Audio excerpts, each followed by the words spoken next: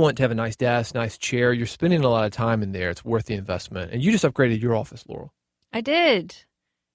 I decided when we got back from our little trip right before New Year's, we celebrated New Year's out of town.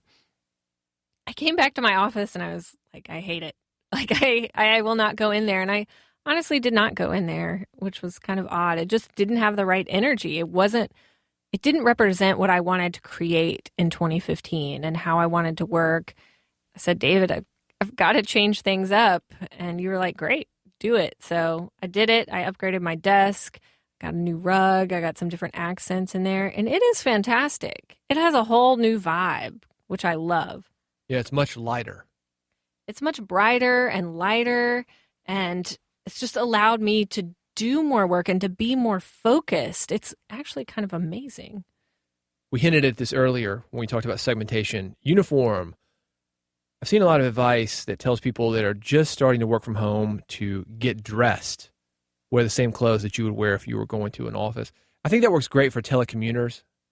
But for us, we're self-employed. We're not trying to impress anybody, and we don't need to get in the habit of working from home. We've done it for quite a while. We've been self-employed for even longer. I don't get dressed especially for work. You have your robe. You kind of look like a monk walking around sometimes. That's hilarious. Well, right now I'm wearing yoga clothes. I'm wearing some sweatpants and a T-shirt that I wore because it was cold in the studio this morning. A lot of times I'll wear what I was wearing earlier in the day, and depending on what I've done during that day, it could be regular clothes or it could be sweatpants in this case. But I never get dressed specifically for work, although we do try to dress nicely when we go out to a networking event, to a meeting. Try to step it up a little bit. Don't just go in sweats. No, sweats are just for being at home and working. I have different thoughts on the whole uniform thing. I get dressed every single day. Usually it's in workout clothes because I'm going to go to the gym, but I'll put on a nicer sweater or something like that. But I'm not going to get out of the sweatpants to go sit at my computer and write a blog post or anything like that. I think it can help you. I think it really can help people. An entrepreneur that I talked to in town a couple years ago said that was something that really helped her. When she first started her consulting business, was she had her dedicated office in her house, and she would get up, put on her makeup, get dressed every day, go to that office, have office hours from 9 to 5, and treat it like an actual job and a business. And that worked really well for her, and she's highly successful. I think for me, I just like being comfortable to do the work I'm going to do. Again, I think it goes back to you and what is it that's going to make you do the work? And if it's getting dressed, get dressed. If it's wearing sweatpants so you can sit there and write, do that. Whatever works for you. But for us, we're pretty casual around here. One of the things that I had an issue with when I first started my self-employment was boundaries with the outside world. My friends were all working jobs. They didn't know what I was dealing with. Family kind of had the attitude, oh, you work from home. Yeah, you can take us to the airport. Oh, yeah, you can go out and hang out a little bit. Did you have that same issue? I still have it. My family, my parents have no idea what I'm doing. Like, they think I should just pick up the phone all the time and be available to go on hikes and do lunch. And it's really nice that they want to see me, but I'm still working. Well, what about boundaries between us? That was something when we started working together that we had to overcome. I was used to living by myself, working by myself, and having you in the house with me and working just like I was from home. Took a little bit of getting used to. It did. In the beginning, we talked about, should one of us get an office? Should one of us sign up for a co-working space? So we did look into that. But our house is conducive to us working here together. That's why we bought this house. It is. We had it in mind. We thought it would just be easier to buy a bigger house, have us both have our offices here, than buy a smaller house, and we both have to go get offices, or one of us has to go get an office. There's an expense there. We intentionally bought this house with that in mind, which was helpful. I sounded like a real jerk when we were going around to open houses and talking to realtors when we were looking for a house. It's like, I think we're going to need something a little bit bigger because I don't want to kill her. It sounded like we didn't get along at all when you were saying that to people. The realtor would look at you like, okay, why are you guys moving in together? Yeah, and Laurel had to correct me. She said, listen, you might want to kind of ease up on that description. These people think that we don't like each other. I know. Your description was odd. On that, the solution for us has been a couple of things. One, the physical space. You mentioned it. I'm in the upstairs. You're in the downstairs. So we have physical separation. We're not working in the same area.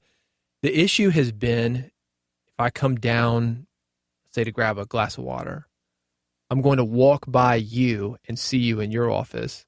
And there's a tendency to say hello or talk to you or come in and hang out. The dog seems to like your office a lot, so I'll come and scratch him on the head or something. And that can be a distraction for you. At the same time, if you need something done right away, you run into a snag, you have a tendency, just like anybody would, to want to get it solved immediately. Come knock on my office door. Hey, David, I got a quick question. So we've had to really be aware of that. And if it's something that can wait, we try to make it wait. We've had quote unquote office hours. That really didn't last. No, we're not good at setting office hours. We don't for like ourselves. rules. That's why we're working from home for ourselves. But I think that we have had to kind of find that dance and find those boundaries. I think just having that knowledge that you are interrupting somebody's workflow when you ask him or her a question, I think that's the start. We haven't perfected that by any means. I know. I had a question about iBank today, and it was all I could do not to come up here and ask you. It took all my willpower because I wanted the answer then, and I was like, nope, David's working. I can move on and do something else. But I have a friend. She's working from home right now, and her husband also works from home, and they love being around each other. And so they're not trying to avoid each other. They're actually trying to figure out how to work in the same room so they both don't feel alone. So if that's you, maybe figuring out like how to get work done while the other person is in the room. That's not us. That's not how we work. So again, it comes back to what you want and what's going to work for you to get the most done. The social aspect is one to think about. We've got a rule, leave the house daily. I've seen a lot of guys work from home, and with things like Amazon or Peapod, where they'll deliver groceries to you, you never have to leave the house. They deliver groceries? I haven't let you know that. Ah, I've been in the dark. We're doing that. We're totally doing that. Yeah, they'll deliver groceries to you. So you don't really have to leave the house like you would have at one time. And I see a lot of guys, I know guys that haven't left their house for a month. It's almost like they're on house arrest. See, that would be awful. I think for your mental stability, you have to get out. And for me, it might not be getting in the car and going somewhere, but I always go walk in the neighborhood, go to the gym, see people, try to schedule coffees or something like that with other people. You have to get out. Well, here's another thing that I've noticed for a lot of guys that are online. Went to a birthday party for a guy one time. It's in San Francisco. The only people that were at this birthday party, other internet people. It was almost like going to a convention or a marketing thing or a networking event. He didn't know anybody in his own town. That can happen very, very easily. You've got to reach out unless you want to be isolated like that. That's perfectly fine. That's a way to live. We do that. We talked earlier. We're always in the gym every day, going out to other events, these monthly networking events. That's one of the things that we tried to make the attempt at. We haven't really been that great at it, but going out to new meetup groups that we're interested in. The issue that we found is that you've got to dig for those pretty deep. They're not a whole lot of them that we're interested in, that we felt were at the level that we were at. But those meetup groups are out there, and your results may vary. Exactly. And as we've talked about, we're introvert. We like seeing other people, but it's not as important for us to be around people all the time, which it might be for you. So you do have to schedule more of those things in. You might have to get out of the house more. You might have to find somebody who's willing to work with you or meet you at a coffee shop or something like that. But I talked about kind of your mental health of getting out of the house. Let's kind of talk about other health aspects, David. Well, the physical health? Yeah. Well, for physical health, we're out moving all the time because it's easy to sit in front of a computer and never get up. I knew a guy, another story. He would work 2 days straight, sleep 1 day. He was like a fireman or something. And when I say work 2 days, he'd stay up 24, 36 hours, just work constantly, then sleep, get up, work constantly. Went to the doctor office, and the guy said, have you ever heard of people working themselves to death? And he said, yeah, I've heard of that. I said, well, that's exactly what you're doing. If you don't get a grip on this, you're going to die by the time you're 40.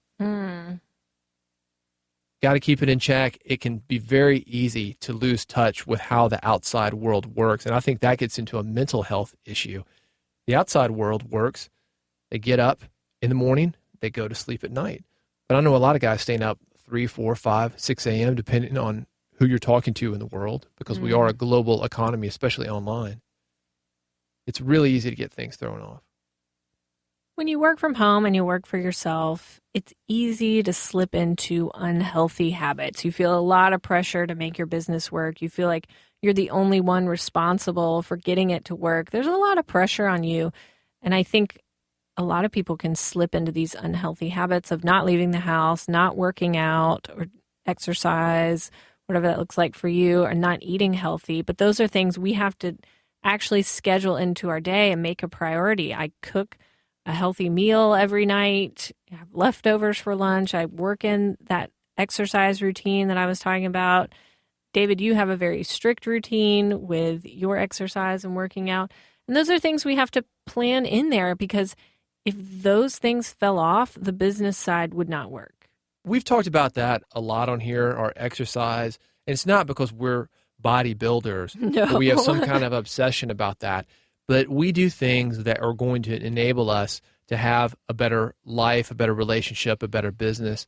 We're on the massage table a lot. We're doing all sorts of things to help our bodies get better, eating well, we're sleeping well, massage, yoga, any kind of physical fitness. And we're also taking care of our mental aspects.